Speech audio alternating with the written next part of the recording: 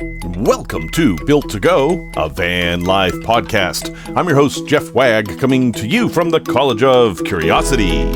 This time it's episode 273, and we're going to talk about 10 forgotten roads.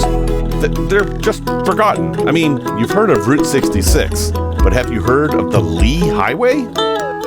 We're also going to talk about troubleshooting a very difficult refrigerator problem, and it was weird. A product review of some spray-on rubber, because everybody needs some of that. And we're going to visit a museum filled with weird things, which is my favorite thing. Other than you, of course. You are my favorite thing. And thank you for joining me once again. So you have all heard of Route 66. You've heard the song. I prefer the Depeche Mode version myself, but to each his or her own. But Route 66 was not the first road. It may have been the mother road, but there were many, many, many American highways that were famous back in the day that Route 66 kind of took over the mantle from. But I'll bet you have not heard of all of them. You may have heard of a few of these, but there are 10 that I'm going to talk about that preceded Route 66 and yet were equally as important, if not as well traveled, which we will get into. But before I start talking about that, I want to introduce you to a gentleman by the name of Dr. Horatio Nelson Jackson. So he was a doctor in Vermont, and in 1903, he and his mechanic, who he hired to join him on this trip, hopped into a 20-horsepower Winton touring car, which he bought used, and drove all the way across the country. Now, it took him 63 days, 12 hours, and 30 minutes, and he drove all the way from San Francisco to New York City.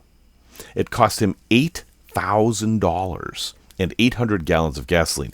That's $8,000 in 1903 money, about $250,000 today. And he did it for a bet. He bet somebody he could do it, and it was $50 he bet. And apparently the guy never paid up. The vehicle is actually sitting in the Smithsonian right now, where you can see it at the National Museum of American History. But the fascinating thing about this is he made this journey across 3,000 miles, and that only 150 miles of those were paved. And that's not even true. It's actually that there were only 150 miles of paved roads in the entire country in 1903. So it's a remarkable achievement. But he did this because it seemed like such a crazy thing. Like, can you actually do this in a car? And he was the first one to do it. But we didn't have a whole lot of roads. We had trails. We had railways. We had ways to get across the country, but nothing like driving. Driving was something new. Cars had existed for a few decades, but they weren't normal or standard. And despite the conflict today between these two groups, it was actually bicycle enthusiasts who got together and helped develop the first roads in the country. And eventually they were joined by auto enthusiasts, and they formed what was called the Good Roads Movement. It was a grassroots advocacy campaign from the 1890s, and it took them 30 years to get momentum. But by that time, they started spreading across the country and building roads, trying to extol the virtues of good transportation. And finally, farmers got on board. They were like, wait, if we have good roads, we can take our goods to markets that are farther away. Mail service will be quicker, etc., etc., etc. And some places started to realize that tourism would be enhanced if people could just drive instead of having to take 6 different trains to go 1,000 miles or whatever. And this whole movement started. There was a time where quote-unquote van life was encouraged in the United States, and towns and cities would build campgrounds for these people traveling along these highways. And I've encountered a bunch of them. I have actually stayed at some. I remember I was in Aurora, Illinois, which actually has one of these parks that's still been maintained by the city. No, you can't park there overnight now. But at one time, it was this big park, and you were supposed to park there with your vehicle overnight. And they had public cooking facilities, public restrooms, shelters, and you'd set up tents on the lawn, and this was encouraged. It's now not quite like that, but I've always found it to be a fascinating phenomenon. And as I'm driving around the country, I have this strategy where if I'm getting tired driving on the interstate, I will turn off the interstate and kind of follow the road that parallels the interstate, because there's almost always one. And I'm not talking about the frontage road, which is a fairly recent invention. I'm talking about the original either U.S. route or what William Least Heat Moon would call the blue highways, because on old maps they used to be blue in color rather than red. And I found that many of those roads would have names. And, well, let me tell you the story of 10 of these roads, because I think it's kind of fascinating. And by the way, while these routes don't technically exist anymore, you can follow these. If you're looking for an adventure to do some summer, you can pick any one of these roads and kind of follow them. For example, people still drive Route 66, even though it doesn't exist anymore. There are ways to do it, and sometimes you have to get on the more modern roads, but a lot of times you can stay on the old back roads that are still there. So, let me jump right in here with the one that I encounter the most often these days, which is the Lincoln Highway, which was officially opened in 1913. It was the first transcontinental highway. It stretched all the way from New York City to San Francisco, the same route that our Vermont doctor took earlier. And it was basically not a brand new road. They just decided the idea of a route was new, and what they did was they took a bunch of existing roads and kind of pasted them together to make a route, and they would fill in gaps where they needed to be. And car makers were heavily involved in this, because obviously they wanted to sell more cars, and one way to sell more cars is to give people interesting places to drive. And so over several years, they managed to build this rather remarkable highway. And it's still there in a lot of places. In fact, if you're driving around, especially in the Midwest, and you see a red, white, and blue sign with an L on it, which I see fairly often, that is the Lincoln Highway. And a lot of the old gas stations and such are still there. It basically follows I-80, which I am not too far from right now as I sit recording this. And indeed, if I'm getting bored driving on I-80, I will often just take a turn and drive on the smaller roads for a while, and I will see Lincoln Highways signs all the time. I think driving the length of the Lincoln Highway would actually be a super interesting trip. Number 2, the Bankhead Highway. This one was named for Alabama Senator John H. Bankhead. And this road connected Washington, D.C. to San Diego, but it went far south. This was the way to get from the Northeast, if you want to consider D.C. part of the Northeast. Some folks in New York might disagree with that. But it would take you down through the Deep South into Texas and the desert Southwest. And this was also part of this Good Roads movement that I mentioned earlier. And it was unique because, unlike the San Francisco to New York Lincoln Highway, this one was almost all in rural areas. And many people saw their first cars as this road was being built. And, they're sitting in their house. That house has been there for 30 years. They've always had horses and mules. And then this thing drives by. And people started to think, well, I could have a car like that someday. And, of course, then we have the Model T, et cetera, et cetera. Now, some of the Bankhead Highway is still there. A lot of this is missing. But you will see it in Texas, where it'll kind of be near I-10 and I-20. But there'll be signs that say SH1 or Old US 80.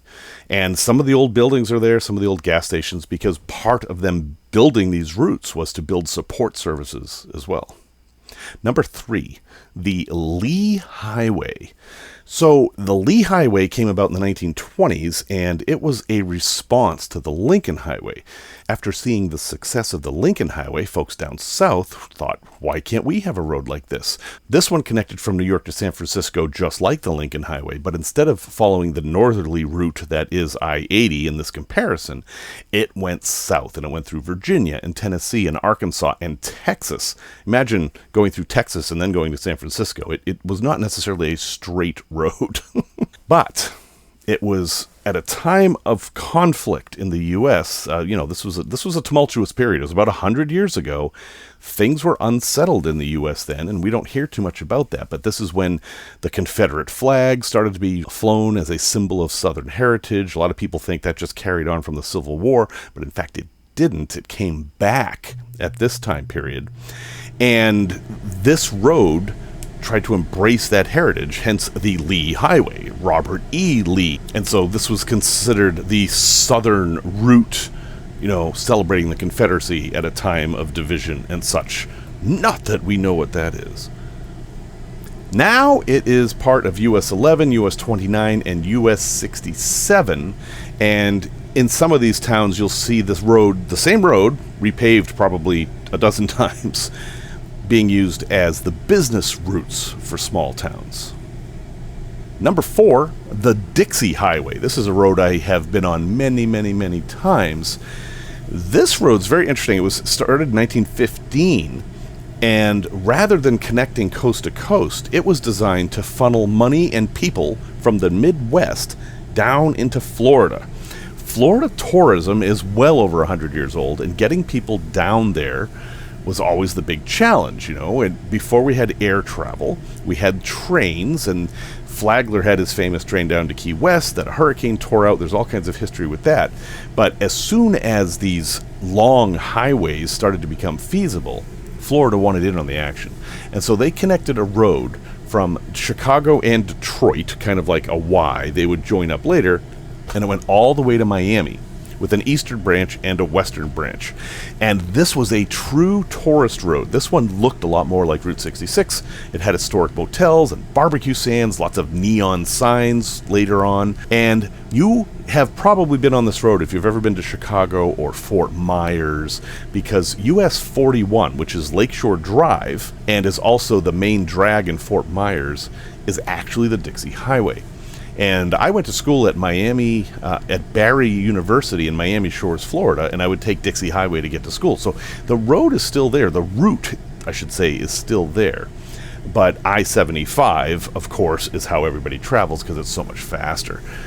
But given how bad the traffic is in Atlanta, all these times I drive to Florida, like VanFest in February, maybe I'll spend some time on the Dixie Highway. We'll see. You can still find roads calling it Dixie Highway in Georgia and Kentucky as well. Now here's a real early one. This is the Yellowstone Trail. It was one of the first roads that the Good Roads Project started. And this was done by locals. So Yellowstone had become a national park, but it was very rural. I mean, it was not an easy place to get to. And so people started thinking, well, how can we get people here? And then the Good Roads Project said, let's make a road. This road connected Plymouth Rock, specifically in Massachusetts. It connected a specific rock all the way to Puget Sound in Washington State, and it went through Yellowstone. And all the towns along the route would paint yellow circles on the rocks and posts so people would know that they were on the way to Yellowstone. And this road largely still exists. It's basically US 10 and I-90. And some of the branding is starting to come back. So if you're ever driving on I-90 and US 10 up there, up in the upper western Middle West, I guess, you may be seeing some of that there. That's the Yellowstone Trail that you're traveling on. Number 6 is arguably the oldest. I mean, if you think about where roads come from in the US, if you're from, like, the West, most of those roads, you just think, oh, well, they built this development in the 1940s and they built roads here. But if you're from the East or the deep Southwest where the Spanish were, these roads may be thousands and thousands of years old. I mean, the streets of Boston are where they are because those are where people were walking 500 years ago, 1,000 years ago. And the deer walk, and the native folks followed the deer, and then the colonists came and then used those same trails, and then, you see how this goes. And the Spanish Trail is one of the oldest examples of this. This one, which was started as early as 1910, actually ran from St. Augustine, Florida, way up in the northeastern part of Florida, all the way to San Diego, and it linked all the historic Spanish colonial cities of the South, which is why it's called the Spanish Trail. It goes through Florida, Texas, New Mexico, and Arizona, and the folks who built this tried to make it as elaborate as possible, as encouraging as possible. They built guidebooks, and, well, I-10 basically absorbed all of this road. Although you can still see a little bit of it in the Texas Hill Country along the Gulf Coast, and you will still see some markers and bridges, but that's the Old Spanish Trail. Now, this is the Old Spanish Trail, the highway. There's another Old Spanish Trail that you'll see referenced. Number 7, the National Old Trails Road. Started in 1912. This east-west went from Baltimore to Los Angeles, going through Missouri, Kansas, and New Mexico. But it followed the old National Road and the Santa Fe Trail. So it was marketed as a road built on history, and it later became US 40 and US 66. That was the start of US 66, and parts of it survive in Missouri and Arizona, often marked by Daughters of the American Revolution, Madonna of the Trail statues, which was kind of their symbol. That one is super old, and if you do travel Route 66, you will, by necessity, be on the National Old Trails Road as well. Number 8, the Jefferson Highway, nicknamed the Pine to Palm Highway, ran from Winnipeg, Canada, to New Orleans, Louisiana. It carried lumber and agricultural traffic to connected prairie towns with the Gulf. You can still see it in Iowa, Oklahoma, Louisiana, and it is marked with a JH sign. So if you've ever driven and seen a JH sign, especially near US 71 and I-35, you are probably on the Jefferson Highway. And as the U.S. was being built up, the hunger for lumber cannot be overstated. The entire state of Vermont was basically flattened. Every tree they could grab, they grabbed. And the Green Mountains of Vermont weren't green because of the trees, they were green because of the grass that grew where the trees used to be and fed sheep. And as they ran out of that lumber, well, they started to get it from Canada, and up until recently anyway, we used to get a lot of our lumber from Canada. Number 9, the Victory Highway, in 1921, called that because it was the end of World War I. Yay, victory. This one ran again from New York to San Francisco, and it was considered a memorial highway. It was supposed to be an updated version or a better version of the Lincoln Highway, but it never quite made it there. And then eventually most of it became US 40, which is also what happened to US 66. But it went through Pennsylvania, Kansas, and Utah. This one is very much forgotten. The name has almost vanished. There are a few Victory Highway markers you can see in California and Nevada, but this road was more aspirational than actual. And number 10, the Meridian Highway. And this is an early highway, and it ran north-south from Winnipeg, Canada to Laredo, Texas, and then into Mexico. So this one actually connected Canada with Mexico. And, well, what happened to it? It became US 81. And this road was interesting because it just simply followed the railroads. The railroads had already made all the cuts and made the route, so they basically built the road next to the railroad. And it was mostly for trade and migration, for moving people. This wasn't really a tourist road. Today, it's mostly I-35, but in some parts of Kansas, Oklahoma, and Texas, you can still find signs that say Old Meridian Highway. And, that's kind of cool. So, look, there's a lot of roads out there, and we've just talked about the U.S. I'm sure we could find similar roads in other countries, but I have encountered these signs out there, and I thought, well, this is interesting. And so, hey, if you're looking for a place to get your kicks, maybe not Route 66, maybe try one of these other ones and see what you see. See how many old buildings you can see that are now something else. Maybe that old barber shop there was actually a gas station at one time for all this new traffic as the country became industrialized. Thank you to everyone who has visited buymeacoffee.com/built-to-go. That's 2 T's, not 3, not 1. Because of you, there are no ads in this podcast, which everybody appreciates. If you would like to help contribute to the Built-to-Go phenomenon, well, actually, if you'd like to give me a little money, I can keep ads off the podcast, and everybody likes that. And if you're interested in doing that, visit buymeacoffee.com/built-to-go. And everybody will appreciate it, and thank you especially to the folks who donate every month. We are going to skip the news this week because this has been a week of bad news, and I'm done with it. So we're going to move right on to Tech Talk. So I am working on this truck camper now. The wrens, this is a big wren update.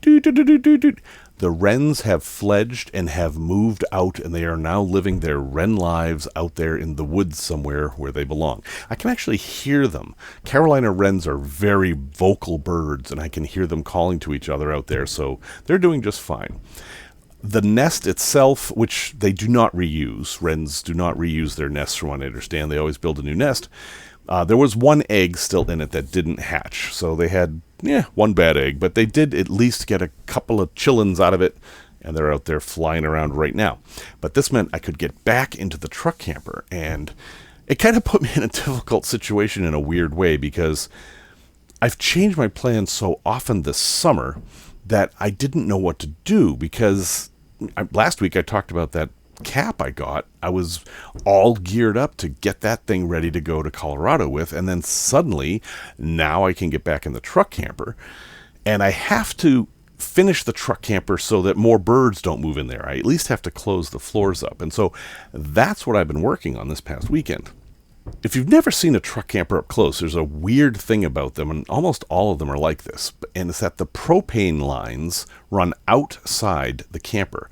They're copper lines, and they're not in the camper. They run right outside all the way around the base of the camper.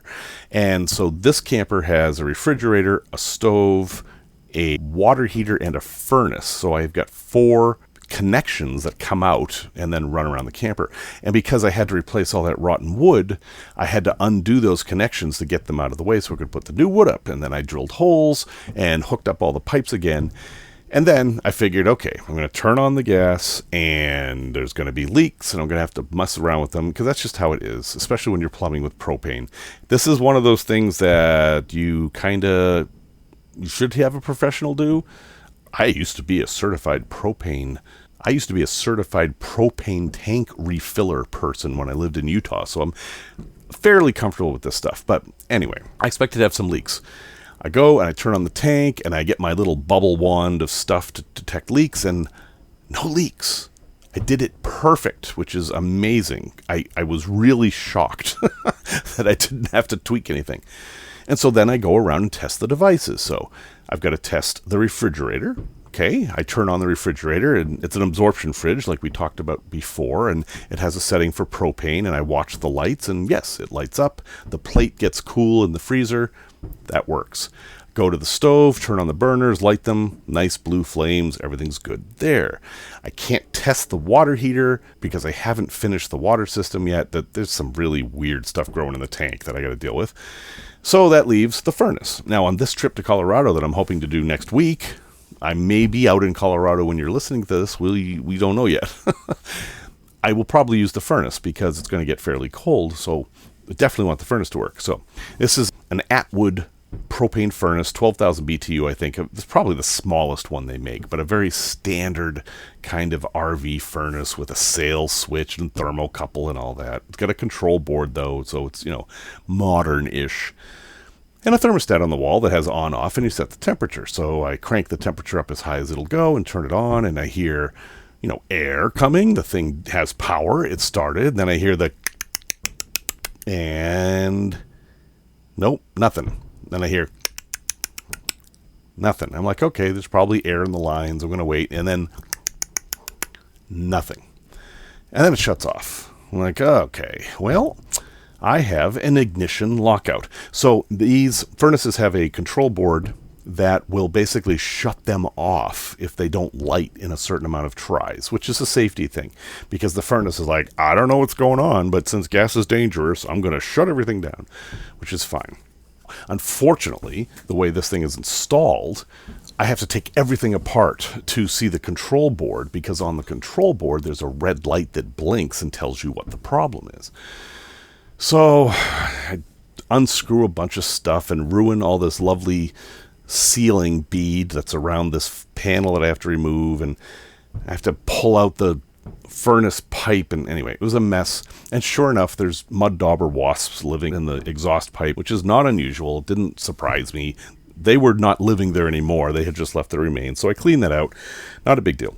And then I try again, and I watch this time, and then, sure enough, after it fails on the third try, this red light starts blinking. It blinks 3 times, and written right on the control board is what I thought. It's an ignition lockout. Ignition lockout sounds scary, but it's actually kind of a generic message. There are other codes that would mean specific things.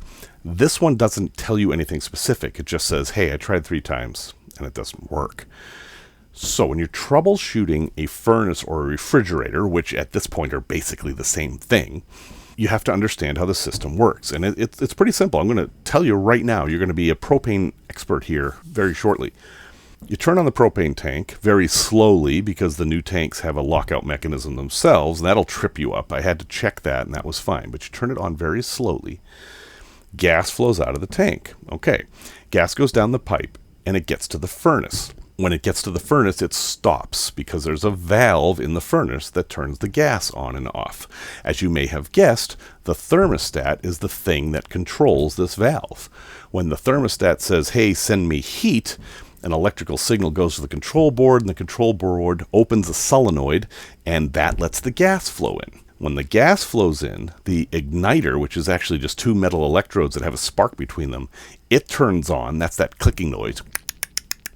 And it's supposed to light, at which point you'll hear you hear like a burning sound, and then you know you're okay. And yes, there's a fan here too. Obviously, there's a fan that's blowing, but that's not part of this issue. So everything was right. I heard everything but it wasn't lighting. Now, normally, and I've dealt with many furnaces and many water heaters, normally when it doesn't light, the problem is either the thermocouple, which is a safety device that if it doesn't stay hot, it'll turn the gas off, or there's an orifice that's blocked with something, which is actually the problem Yogi and I had with her Scamp. So, again, I got to take a whole bunch of stuff apart to get at this. So at this point, I'm literally taking the entire furnace apart. I've got pieces of it lying everywhere, trying to remember which screw goes where. And this thing's clean. It was beautiful inside. I mean, yeah, we had there was the wasps in the exhaust, but the burner looked beautiful. And I watched the spark, and it was a nice spark. And this doesn't make sense. And then I noticed something. I wasn't smelling any gas because theoretically, if this thing had tried to start a few times and didn't, there should be some gas somewhere, and I should smell it. So that was odd, but in order to test that, I'm going to take the gas line off again, which I really didn't want to do, but okay, fine. I'm getting annoyed. I take off the gas line, and as I'm halfway done unscrewing it, I realize I forgot to turn the tank off. So I'm taking off a live gas line, this is why you should have professionals do this. But nothing's happening. There was no gas coming out. Now this is strange. Of all the troubleshooting I've done on all the different propane systems and all the different rigs I've had, I've never had anything like this. So I'm like, there must be a valve I'm missing somewhere because there should be gas coming out. And so I'm going to tell you this. This is one of those absolutely do not ever do this, even though I did it thing. My hand over to the end of the pipe, and it felt a little tiny bit cold, but there clearly wasn't a big whoosh of gas coming out. And I lit a match and put it at the end of the pipe. Now, I prepared for it to just act like a blowtorch, but it didn't. However, it did something really weird. It lit just a little bit, like I lit a candle. That told me that some gas was getting through this pipe, but not anywhere near as much as it should be. And after all, the furnace is the hungriest gas device in the whole thing. And I thought, oh no, I must have bent a pipe, because I'd taken all these copper pipes apart. I figured I bent one, it was crimped. So I took the entire line out completely, from the manifold that was created that distributes the gas to the different appliances, all the way to the furnace. I actually took it out of the camper entirely, held it in my hands, and nothing was pinched. It was exactly like it should be. So what the heck is going on here? And then I thought, oh, the wrens. No, I didn't mean that the wrens had anything directly to do with this. What I meant was the wrens interrupted me So I was working on this thing, and then the wrens moved in and I had to stop. But I left the gas lines unhooked up outside. And what is a gas line that's not hooked up? It's a little hole, exactly the right size for a wasp. There are wasps that fly around and look for holes this size and will go inside and build a cap. And then, believe it or not, they fill it with spiders. That's what you see when you see wasps flitting about. They're often looking for spiders. Fill it with spiders, lay an egg, cap it off. Now, usually they do this fairly close to the opening of the hole, and I couldn't see this on either end, but this was my theory. So I blew some air in there. I, blew it like a trumpet, except it didn't make any noise and I couldn't get any air to come out.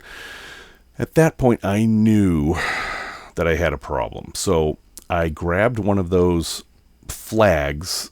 They're little wire flags. If you've ever been on a farm, a working farm, they've got billions of them. They're just little flags you stick in the ground that mark things. And a lot of people, at least me, and farmers have these not so much because of their flags, but because they're nice thin wires. And I took one of those and I stuffed it down the pipe on both ends, but it wasn't really long enough to do the whole pipe. And then I was like, all right, fine. So I took it over to the water barrel, because I don't have running water here. I just collect rainwater, and filled it up with water. And then sure enough, out comes a cap. And what at one time were spiders. They didn't look like that now. And then some sort of insect debris. And yeah, wasps had moved in there and blocked the gas in the line. And that's why my furnace didn't work. And that is definitely not on the Atwood troubleshooting guide of things to check.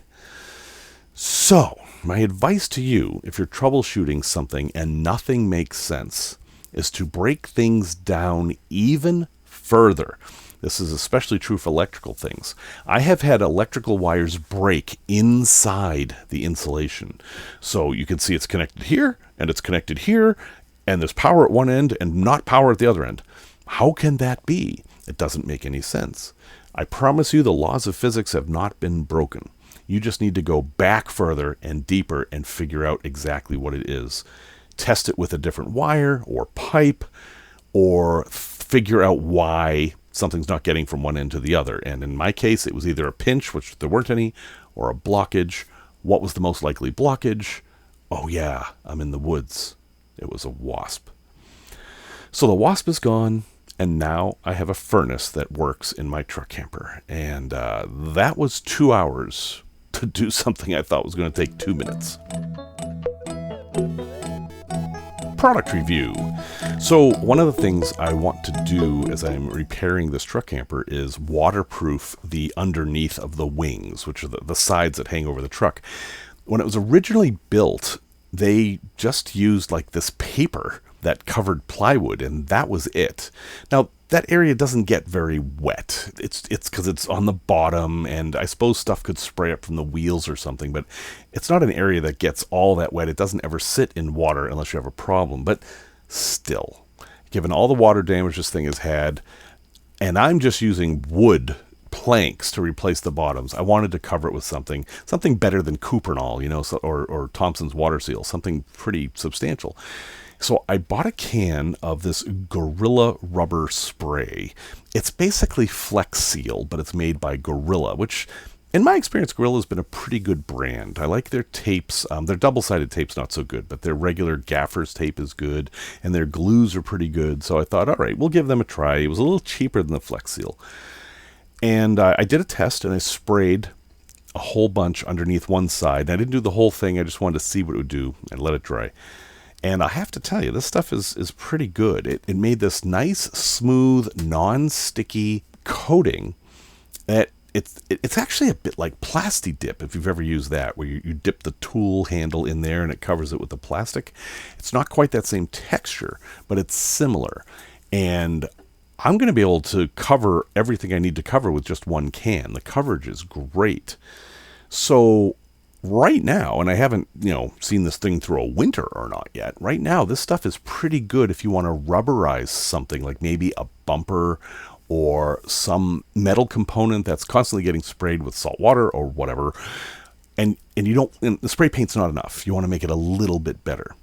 And now it doesn't really have any grippy texture. Like, it's not going to help you like make your stairs less slippery or anything like that. So that's not a good use for it, unless you maybe threw sand on it while it was wet. That might help. But it's good for kind of encapsulating something and having it be waterproof. Now, one tip with this, it is not precise at all. It's less precise than a spray can.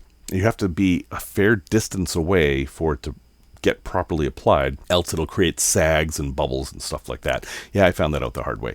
So when you're using this, make sure you mask off a very wide area because it'll get on everything.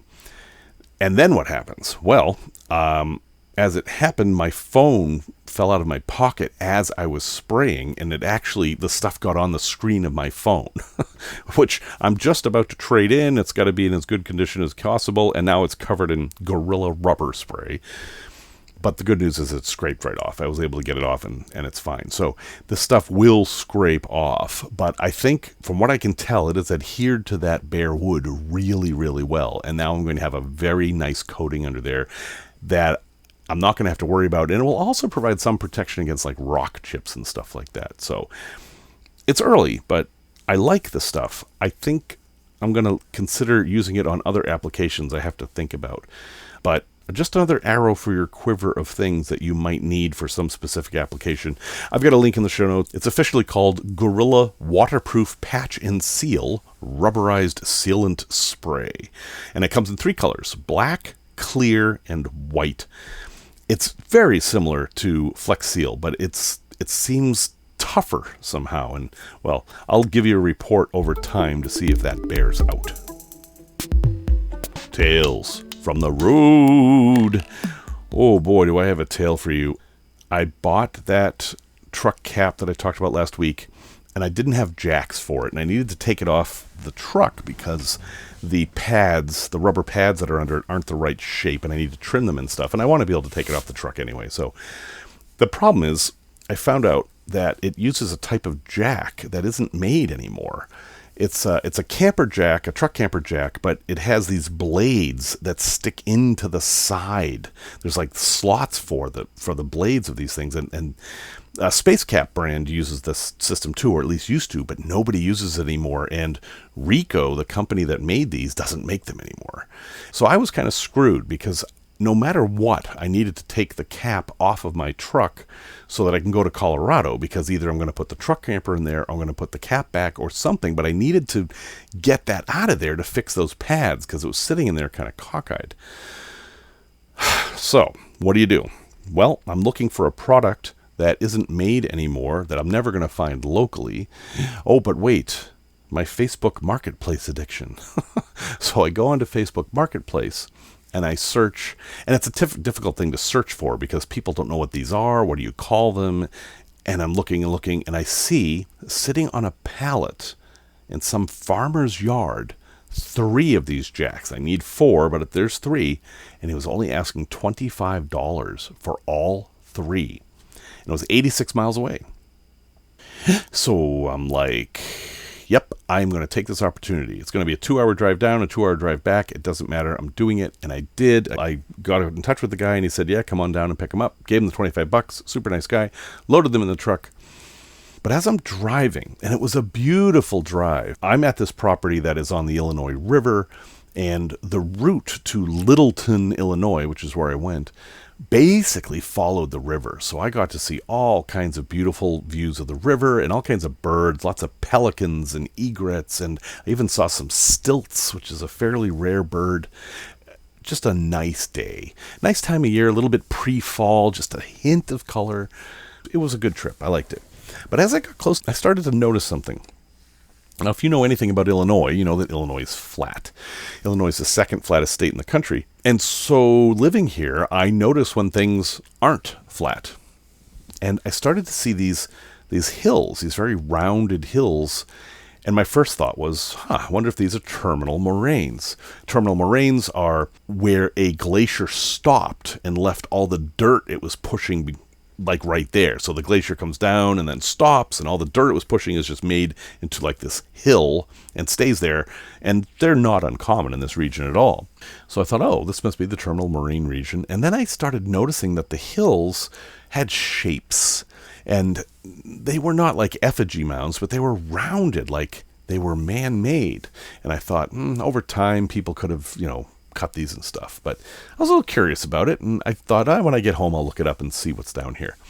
But I didn't have to, because I saw a sign that said Dickson Mounds Museum. That's Dicksons Mounds Museum. And I was like, oh, these are what we called Indian mounds or native mounds. And if you've not encountered these things, if these mounds were built by early peoples in what is now the United States, you would never say they were built by the Choctaw or the Potawatomi or anything like that, because the people who built these predate those groups of people. They're before them. Now, they're not way back like Clovis or Red Ochre, we don't think, but early Mississippian, the primitive era, the Woodlands era, they have all these time periods, and I am not an archaeologist or anthropologist, so I'm probably screwing this up. But at any rate, these things were built by people sometimes over 1,000 years ago. These big mounds built with just baskets of dirt that they would dig and dump and dig and dump over years and years and years. And why they did this is up for conjecture, but a lot of them were built near rivers, and the idea is that when the floodwaters come, all their important structures are out of the floodwater. I mean, that's kind of the thought. The largest of these is called Cahokia. It is in East St. Louis, Illinois. And it's a gigantic pyramid. In fact, you'd think it was just it's not quite a mountain, but a hill, except it was actually man-made. And Cahokia is famous. This complex that I had stumbled across was around the same time as Cahokia, but maybe not related, although they do know there was trade between the sites. Believe it or not, all that is not the story. On the way back, I thought, well, I drove all the way down here. I might as well go see the museum. And I'm thinking, all right, this is going to be some little tiny museum. It's probably not going to be open. So I look on Google, and sure enough, it is open. I was like, okay, so it's only a few miles away. And as I'm driving up to this museum, I'm like, what is this place? First off, it's built on one of these mounds, one of the really big mounds. And the building itself is shaped like a pyramid, and it's huge. This is a massive building. It's like the size of a hotel. I thought, this is an awfully elaborate museum. I mean, this building is bigger than the museum they have at Cahokia. What is going on here? And I drive up the winding hill to this museum, and there's this massive parking lot. One way to judge the size of a parking lot is how many handicap spaces they have. This one had 10. There was at least 100 stalls in this parking lot. Massive complex, and I've never, ever heard of this place, which for me is a little weird. And then I start observing things. For example, the parking lot, while being huge, has not been well maintained. There's grass growing up through the broken concrete, and I'm like, this almost looks like it was a place, but is it even open anymore? I mean, Google said it was, so there were a couple of cars in the parking lot, but they were in weird places. They weren't by the door, and I realized later that they were where the shade was going to be at the end of the day, which told me that those cars belonged to the employees who had learned to park their cars there, so at the end of the day, their cars wouldn't be so hot. Very clever. So there's people. So, okay. So I go in, and as I'm walking towards the building on my left, there's this very strange octagonal structure that looks like it's from Morocco. It has this onion dome on it, and it's pretty big. It's probably 500 or 600 square feet inside. And I'm like, what is that? There's no signs. I had stepped into another dimension. And the shape of this building was like a pyramid. It was brown, covered with that pebble stone stuff. And it went up. It was like a pyramid with the top cut off. And at the very top, there were windows. And I learned later there were 3 floors. I was astonished that this thing could exist in Illinois and I wouldn't know about it. And so I go through the door, and it's just a regular museum. There's some displays and dioramas talking about the local native populations, and there's a guy sitting behind the front desk, and I go up and say, hey, I just stumbled across this place. This is amazing. I'd like to visit. What's admission? He says it's free. And I'm like, well, that's great. And so instead of admission, I'll give you a donation. They had a little donation box there, and I tossed some money in there, and he said, go up to the third floor, take the elevator or the stairs, and then work your way down. Because if you start at the bottom, you'll start in the 19th century and it won't make any sense. I thought, okay. So I go up to the third floor, and the elevator door opens, and I am in a museum, and there's a big diorama of native folks fishing, and I have pictures in the show notes so you can see. I'll put in a few more than normal, but it's a very nice museum, and I'm learning about the people who live there. And there's a river nearby called the Spoon River. Why is it called the Spoon River? It's because there were mussels there, mussel shells. If you're not, they're like clams, but back then they were much bigger, and people would use them as spoons. And this river had a lot of them, therefore it was the Spoon River. That's where you went to get your spoons from, which I thought was pretty cool. But I'm learning stuff, and then I'm starting to notice a pattern. Most of the cases are empty. The display cases, there's just like nothing in them.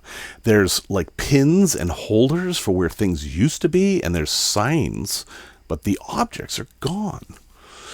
And I'm just like, what is this place, and what is going on? And then I find a case that has an 8.5 by 11 piece of paper pasted to it. And it says, why are some objects missing? And I'm going to read you verbatim what's written on the sign. It said, Dickson, Mounds Museum, and Illinois State Museum staff have removed funerary objects from display at the request of our tribal partners. These artifacts are part of an ongoing consultations with federally recognized tribal nations under the Native American Graves Protection and Repatriation Act, NAGPRA. The artifacts you see remaining were not found in burials or are reproductions, and tribal permission has been granted for these items to be displayed. Well, isn't that interesting? And so I'm thinking, okay, this is an interesting negotiation, and there's a whole big philosophical thing I could go into here about what is the purpose of museums, and do you honor your culture by reburying these objects or by using them for education? There's a whole lot of stuff to talk about here. But that is not my role right here, right now. My role here right now is to tell you what I saw. And the more I walked around, the more of these signs I encountered. And I realized that like 85% of the objects in this museum had been removed. And then twice I encountered these doors. And these were automatic timed double doors, like they opened for a feature. Like if you ever go to Disney property, you'll see they have these doors that open automatically when the ride's done. It was like that, but they were closed, and there were several of them. And I started to notice that, this place was not all that well maintained. It looked like they were having budget problems. There were some sagging tiles, and anyway, this is not unusual. State budgets are hard. So I make my way around. I don't see any other people. I go through the exhibits and I go down, and basically the only things left are the things on the walls that are like dioramas of things and a few little objects here and there. And I get to the bottom floor, and sure enough, there's all the colonial stuff, the pioneers and the log house and all that. And okay, that's fine. But at this point, I didn't come here to spend hours. This was something I just saw on the side of the road. And so as I'm walking out, I asked the person at the front desk, who's a different person now. I say, this is a strange and challenging place. I'm curious about something. If the objects were removed, which I understand, that's fine. That's a negotiation. I'm not complaining about that. But why wouldn't the curator put pictures of the objects or moldings of the objects or something like that in place? And the woman seemed offended by that question and gave me a very curt, rehearsed answer that was basically the sign I had read earlier. And when I tried to get a little bit more information, I was completely cut off. I was like, there's something going on here. But through all this, I had made an assumption. I had assumed that these artifacts were removed recently. When I asked them, they said, well, the displays are from the 90s, and well, why don't we're thinking maybe we should just do something new instead of just replacing those missing artifacts with pictures or something. I was like, oh, okay, that makes sense. What I didn't know is that they've all been missing And the doors to the burial chamber have been closed since 1992. 33 years this museum has existed in this current state, with basically no artifacts. It's not true, there's some, but most of the artifacts gone. The cafe is closed. There's no gift shop, which, not that I need a gift shop for everything, but that's kind of weird. Yeah, 33 years this place has been in limbo. And I said, I'm sorry, just one other question. There's this odd Moroccan-looking building in the parking lot. What is that? And she said, oh, that's the Canton toll booth. And I'm like, well, it doesn't have any signs on it or anything, so what's a Canton toll booth? And there was another person there at that time, and they both looked at each other, and the guy standing there said, oh, I forgot to open it. Come with me. So he escorts me outside, because apparently this building's supposed to be open, and you can go inside and learn what it is. So, okay, I'm all about that. But on the way out, I'm saying, I ask, like, what's the future of the building here? What's going on? And, he starts to tell me the story that, yes, they have budget problems, but also they had a director who interfaced with the local tribal communities and basically gave them everything they wanted. And then, there was this act that was passed in 1990 and all this. And then he asked me, where are you from? And I said, oh, well, I live in Chicago, but I have a place up the river from here. And his demeanor changed instantly. And I have learned in my travels that question is a bit of a trap. Not all the time. Sometimes people are just curious. But several times when I have answered Chicago, I've seen people's demeanor change. And that's not a good thing. And it happened here. But I didn't stop. I kept asking him some questions, and basically I got the idea, and this was not an old guy, this guy was in his 30s probably, that he was very upset at the fact that the museum had given up all their artifacts. Now, this whole museum started in the 1920s because the hill was owned by a chiropractor, and he was putting in an orchard. And as he was digging up the land for the orchard, he kept finding bones and stuff.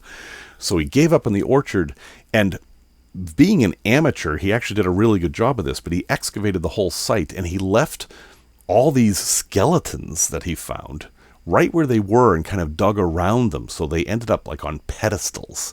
And he found all these beads and other objects buried with the bodies, and he turned it into a museum. And then gradually it became a roadside attraction. Great Depression happened. He sells it to the state.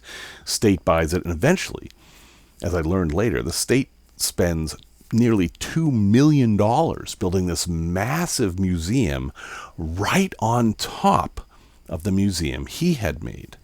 So when I mentioned this to the guy, I have an issue with chiropractors. I'll come clear about that. And I said something a little bit derogatory about it. And the guy seemed like he was defending the chiropractor, like he was in favor of what the guy was doing.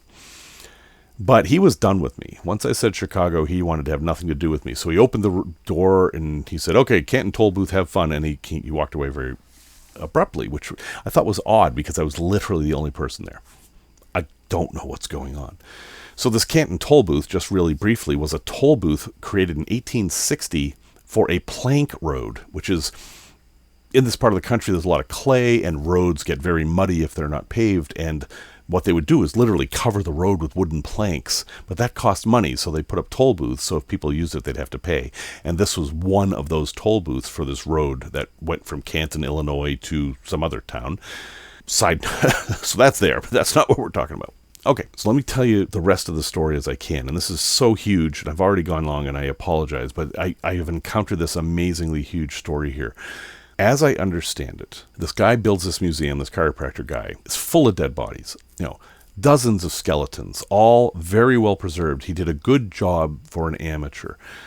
State buys it, realizes this is a cool thing. It's a big tourist attraction, and builds this massive museum over it in 1972, and the place is very popular. The reason the parking lot's so big is because so many people went there. So this is a big deal. They had a Lincoln Douglas debate there. 1,000 people came, and I went and saw they had this big amphitheater built that was beautiful. I mean, you could have had rock concerts here. Now it's all in decay. But then they got into fights with the local groups, the local native groups, who were like, this is disrespectful of our ancestors. So in their culture, once you're buried, you stay buried, and people shouldn't be looking at your bones. There shouldn't be pictures of your bones, none of that. And I was in this weird place where I didn't know all this history, and I'm touring the museum, and the people there thought I already knew all this stuff. So it was a weird vibe. But now, having seen pictures of what the original place looked like, I see the issue. It's like this. Imagine you have Disneyland, and then someone objects to things that move. I know it's crazy, but just stick with me here. And they say, Disneyland's fine, it can stay open, but nothing can move. You can keep all the rides, but nothing can move. Would anybody go? I mean, would you go on Space Mountain if the roller coaster didn't go anywhere? This is like that.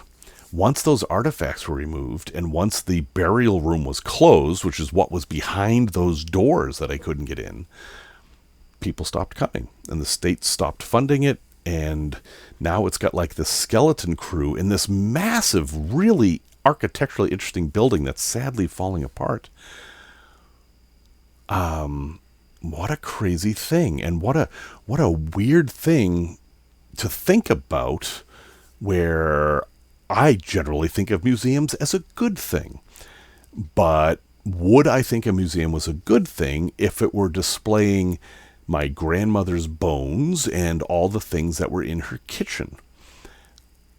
For me personally, I'm not sure I would say no to that. That might be okay, but there's more than one culture in the world. And for these folks, they see these folks as their ancestors who are being disrespected, and thus there's this major conflict. I'll leave you with one last thing, and there's a whole ton more. It's so big of a topic, I can't possibly fit it into the short segment. I saw other things as well. The last thing the guy said to me before he bid me adieu and left was, let me put it this way. There'll never be another white event here ever again. What does that mean? What is a white event? And all I can look at is newspaper articles back from 1990 when all this was going on. And it seemed like there was this huge division between the tribes and the local white people who this was bringing money into their economy. And they saw things differently. So it's still being maintained by the state. It's still owned by the state, but it's getting the very minimal amount of funding needed just to keep the lights on. And eventually they're going to have to close it because the building is starting to lose paneling, and as soon as water gets in there and is unchecked, that's going to be the end of it. But still kind of an interesting place to visit, even though it's mostly empty. Boy, you go out there on the road, you never know what you're going to find. But this was a fascinating place, and should you visit it? I put this as Tales to the Road instead of a place to visit because I'm not sure you should. But if you're curious about the meta of museums, maybe let's face it here, this is not a good museum. All the exhibits are empty, or most of them. And the dig sites that they have on the property that you can visit have not seen any maintenance in years. The lights are out, they're full of dead spiders. I mean, it's still interesting. And if you're an archaeology student, you'll see fascinating stuff here. I mean, there's one-of-a-kind stuff here that's amazing. But for most people, they're going to be terribly disappointed at this museum, and I think that's what caused the attitude that I encountered. So anyway, it's Dickson Mounds Museum. It's in Littleton, Illinois. I'll have a link in the show notes. I'll put more pictures up than usual so you can see some of the stuff. But what a very, very strange afternoon that was. A place to visit. So, if you want to go see a place that's exactly on the other end of things, there is one in Illinois called the Volo Museums. It's actually a whole complex. Volo, V-O-L-O. It's in Volo, Illinois. And if main attraction there is a car museum, and they specialize in movie cars. So if you want to go see the DeLorean from Back to the Future, if you want to go see all the different Batmobiles, the original Ghostbusters mobile, all those kind of things, they have them all there, and you can take your picture in front of them and see them and stuff, and it's kind of fun. They have all kinds of classic cars, some weird cars. They have a big collection of 1950s and 60s fiberglass boats that look like spaceships. There's a lot of cool stuff to see here, and it's a whole complex that people in Illinois, this is a place people in Illinois know about, but the rest of the world doesn't. They have Jurassic Gardens, which is gardens filled with life-size dinosaurs. They have a Titanic exhibit. They have a train ride. They have an antique mall. There's a whole bunch of stuff here. It's your classic roadside attraction, but it has been kept up and modernized, and it has something for everyone. Now, let's be very clear here. All those cars are reproductions. It's not the original stuff. This is a place to go have fun. It is not a museum in the sense that you're going to learn things about history. That's not its point. Its point is to show you fun things and for you to have a good time. Very, very different than either version of Dickson Mounds Museum. And I had a good time here. I took it properly. I did not expect to go to the Smithsonian. I expected to go to just kind of a fun place, and it was that. The military museum was actually kind of interesting. It's older, and sometimes I like the older museums because I like to see how they did the exhibits back then. And they did these dioramas of different World War, like a World War I medical tent, for example, or then a World War II gun emplacement. I found it kind of interesting. Now, this is not too far from Chicago, and if you're looking to do something a little bit different, this is a place worth checking out, I think. But again, do not expect the Smithsonian. Think more amusement park in the form of a museum. It's officially called the Volo Auto Museum in Volo, Illinois, and I will have a link in the show notes. Okay, I'm going really long on this one. I apologize. I've just had a lot of crazy story happening lately. But I do want to do a resource recommendation for you very quickly. It's called TripIt.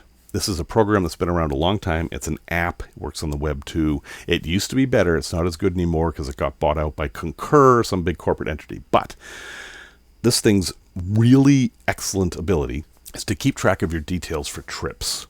Now, van life isn't really like this, but if you're doing trips that involve plane flights and hotels and things like that, it can get really confusing really fast.